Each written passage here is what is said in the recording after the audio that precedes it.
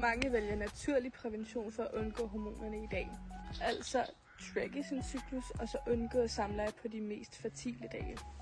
Og skulle uheldet så være ude, så bruger man måske en fortrydelsespille i ny og næ. Men her er noget, som mange ikke ved. Det at tage en fortrydelsespille svarer altså til at tage 10 p-piller på én gang.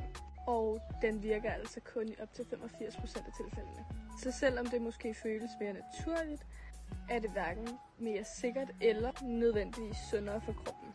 Hvis du samtidig gerne vil undgå graviditet, samtidig minimere dine hormonpåvirkninger, findes der i dag mange bedre muligheder. Hormonspiralen findes i flere varianter. Nogle som med meget lav dosis, og som kun virker lokalt i livmoderen. Så før at du tænker naturmåden og fortrydelsespiller, er det sundeste valg helt klart at undersøge alle de muligheder først. Du kan nemlig godt få en lav hormonpåvirkning, men også en høj sikkerhed. Og som altid kan du læse meget mere om det her inde på minprævention.com.